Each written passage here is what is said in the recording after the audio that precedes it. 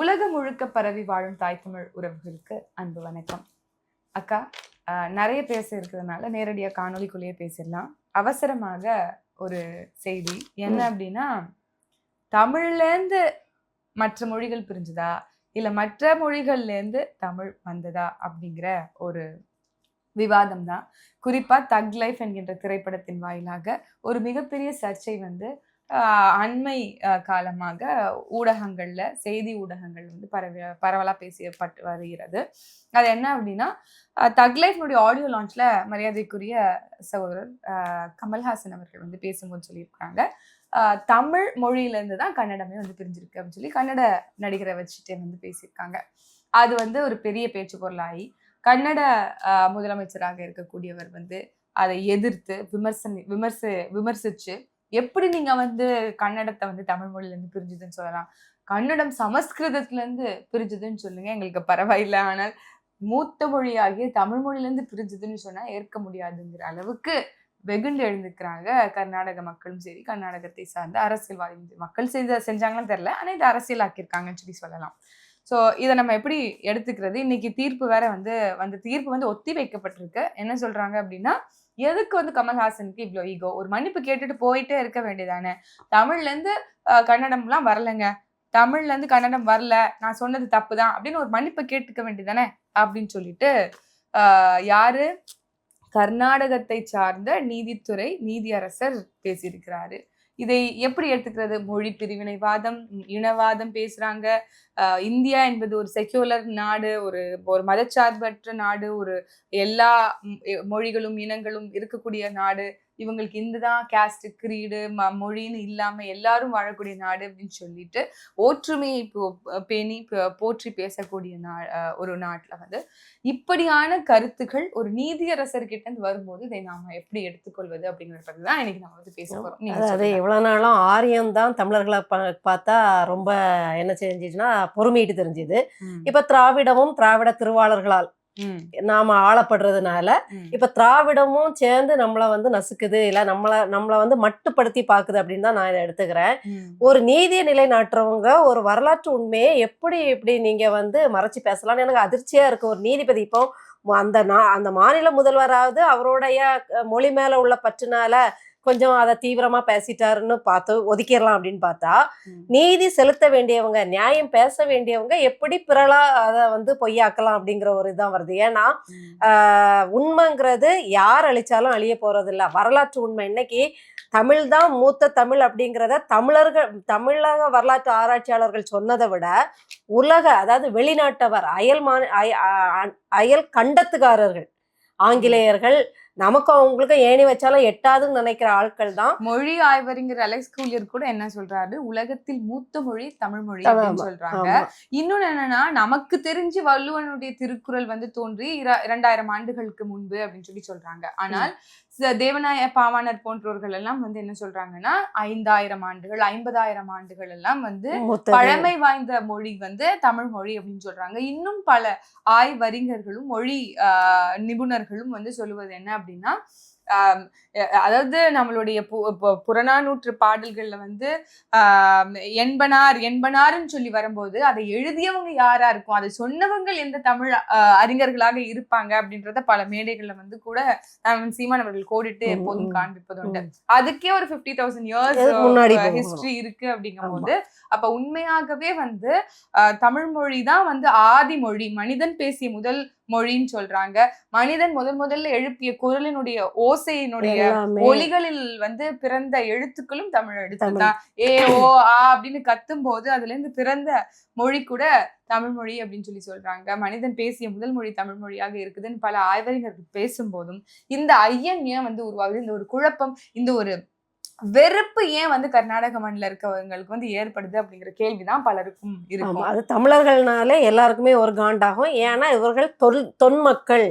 நீங்க படத்துல எல்லாம் பார்த்திருப்பீங்க, வில்லனுக்கு ஒரு கட்டத்துல புரிஞ்சு போயிரும் இந்த ஹீரோ தான் இந்த இதோட நம்மளை அழிக்க வந்த ஒரு மிகப்பெரிய இது அப்படின்னு புரியும் போது அவனை அழிக்கிறதுக்கு என்னெல்லாம் பிளான் போடுவாரோ அதே தான். இவங்க தான் தொல்குடிமக்கள் அப்படின்னு தெரிஞ்ச உடனே இந்த வரலாற்றை புதைக்கணும் அப்படிங்கிறது தான் இவங்களோட நோக்கம். நீங்க பாத்தீங்கன்னா சிந்து சமவெளிய நாகரிகத்துல எல்லா அமைப்பையும் வச்சு பார்க்கும்போது அது தமிழர் நாகரிகம் அதுல இருந்ததா கண்டுபிடிக்கிறாங்க.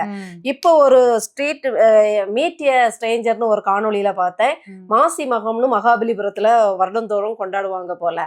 அது பாத்தீங்கன்னா யாருன்னு பார்த்தா இருளர்கள் தான் வந்து கூடுவாங்களாம். அந்த இருளர்கள் யாருன்னு பார்த்தா அந்த சிந்து சமவெளி நாகரிகத்துல இருந்த அந்த குடிமக்களோட டிஎன்ஏவை கொண்டவர்கள்னு வருது. ஏன் அப்படின்னா அந்த அங்க அகழ்வாராய்ச்சியில கிடைச்சதுல அவங்க 7 கன்னியரை வழிபட்ட இது கிடைச்சிருக்கு சிந்து சமவெளி நாகரிகத்துல. இந்த இருளர்களும் 7 கன்னியரை தான் வந்து வழிபடுவாங்களாம். மணல்ல 7 படிகளை வச்சு 7 கன்னியர்களை குறிப்பிட்டுதான் நீ வாமா, அந்த 7 கன்னியர்களும் கோவப்பட்டு கடலுக்குள்ள போயிருவாங்களாம். இல்ல நீங்க கடலுக்கு போக வேண்டாம், எங்க கூட குடிவாங்க அப்படின்னு சொல்லிதான் கூடுவாங்களாம். இதே வழிபாடு தான் எங்க இருந்திருக்கு, சிந்து சமவெளி நாகரிகம். ஆனா துரதிர்ஷ்டம் என்னன்னா அந்த மக்களுக்கு இந்த வரலாறே தெரியல. அவங்க பரம்பரை அப்போ அது ஒண்ணு. அதே மாதிரி இப்போ ஒரு பெண்ணோட இது அகழ்வாராய்ச்சியில கிடைச்ச போது பாத்தீங்கன்னா அதோட டிஎன்ஏ இந்த இருளர் சமூகத்துலதான் ஒத்து போகுதான், ஆரியர்களோட ஒத்து போகல. அப்போ இல்ல நம்ம என்ன சொல்றோம்னா, தஞ்சைக்கு போங்க, நம்மளுடைய தமிழர்களுடைய பள்ளம் என்னன்னு தெரியும், கீழடிக்கு போங்க, தமிழர்களுடைய உயரம் என்னன்னு தெரியுங்கிறதெல்லாம் வந்து இப்ப இருக்கக்கூடிய கவிஞர்கள் எழுதுற வகையில இன்றைக்கும் கீழடியினுடைய நாகரீகம், கீழடியில் இருக்கக்கூடிய அகழ்வாராய்ச்சி மூலமாக தமிழ் மொழி எவ்வளவு தொன்மைமிக்க மொழி அப்படின்னு உலகம் முழுக்க பேசிக்கொண்டு வரக்கூடிய இந்த சூழல்ல தான் நம்ம இந்தியாவுக்குள்ளேயே இருக்கக்கூடிய ஒரு மாநிலத்துல இப்படியான ஒரு பிளவுபட்ட ஒரு கருத்துகள் வருவதை வந்து தமிழர்கள் ஆகிய நாம வந்து, அதாவது நீங்க பாருங்களேன், எல்லா இடத்துலயும் அறத்தையும் ஒரு மாண்பையும் வந்து கற்பிக்கக்கூடிய ஒரு இனமாக தமிழினம் இருந்திருக்கு. அவங்களுடைய படங்கள் எத்தனையோ வந்து இங்க வந்து தமிழ்நாட்டுல கொண்டாடப்பட்டு, சீமான் அவர்கள் சொல்வது போல KGF 1, 2, காந்தாரா போன்ற படங்கள் எல்லாம் வந்து இங்க வந்து தலைக்கு மேல தூக்கி வச்சு கொண்டாடப்பட்டிருக்கு. அதே மாதிரி பல மாநிலங்கள்ல நடிகர்களை வாழ வச்சிட்டு இருக்குது. அதுவும் சரிதான். இப்ப அவங்க என்ன சொல்றாங்க அப்படின்னா, இங்க இருக்கிற படத்தை நாங்க இங்க வந்து வெளியிட மாட்டோம், இங்க இருக்கிறது வந்து பெரிய பிரச்சனையாயிரும், இங்க இருக்கிற கன்னடர்கள் என்ன பண்ணுவோம்னு தெரியாது அப்படின்னு சொல்லும் போது நம்ம இந்த கேள்வியை திருப்பி கேட்க வேண்டிய அவசியம் ஆயிருதுல்ல. இங்கேயும் கன்னடர்கள் வாழத்தானே செய்யறாங்க அப்படின்னு சொல்லி கேட்க வேண்டியதா இருக்கு. எதற்கு இந்த பிரிவினைவாதத்தை ஊக்குவிக்கணும், இல்ல எதற்கு இந்த ஒரு ஒரு என்ன சொல்றது, ஒரு டாக்கிங் சப்ஜெக்டா மாத்துவதற்கான நோக்கம் என்ன? இது ஒரு ப்ரொமோஷன் ஆனா இல்ல, உள்ளபடியே இது வந்து இவங்களுக்கு ஏற்பட்டு இப்போ இதுல வந்து வளரிட்டாரு, தெரியாத்தனமா ஏதோ சொல்லிட்டாருன்னா கூட அவர் மன்னிப்பு கேட்டுருவாரு சொல்ல போனா.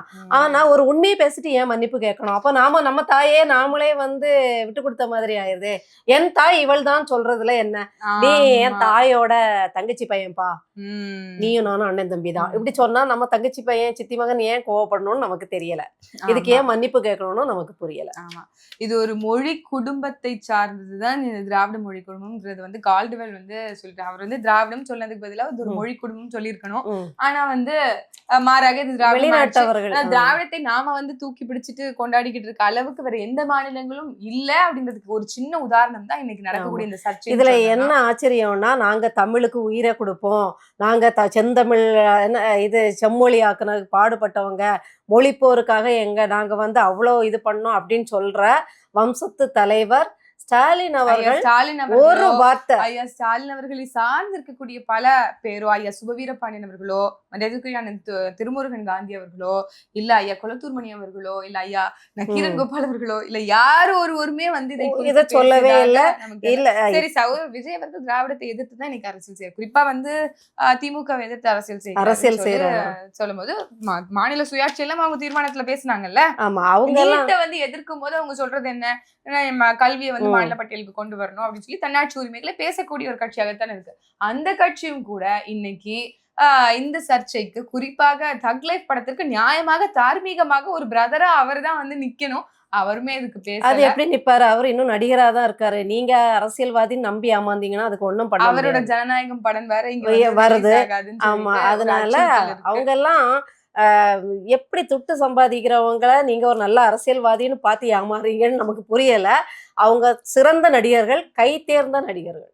ஓகே, சரி, இந்த சர்ச்சை எங்க போய் முடியுதுன்னு பார்க்கலாம். ஆனா நம்ம வந்து எதற்கும் அஞ்சாமல் துணிவோடு இப்பவே ஒரு ஸ்டேட்மெண்ட் விட்டாச்சு, மன்னிப்பு கேட்க வேண்டிய அவசியம் இல்லை. அதே மாதிரி கமல்ஹாசன் அவர்களை நீங்கள் அவமதிப்பதாக நினைப்பதை மாத்துங்கள், ஏன்னா இது ஒட்டுமொத்த தமிழ் இனத்தையும் அவமதிப்பதாகத்தான் இந்த தீர்ப்புகளும் சரி, இந்த நீதித்துறையினுடைய ஸ்டேட்மெண்ட்ஸும் சரி வந்திருக்கு அப்படிங்கிறத பகிரங்கமாகவே நம்மளுடைய நாம் தமிழர் தலைமை ஒருங்கிணைப்பாளர் என் தாய்மாமன் சீமான் அவர்கள் பகிர்ந்திருக்கிறான்னு பார்க்கலாம். சரிக்கா, மீண்டும் அடுத்த ஒரு காணொலியில சந்திப்போம். நன்றி. வணக்கம்.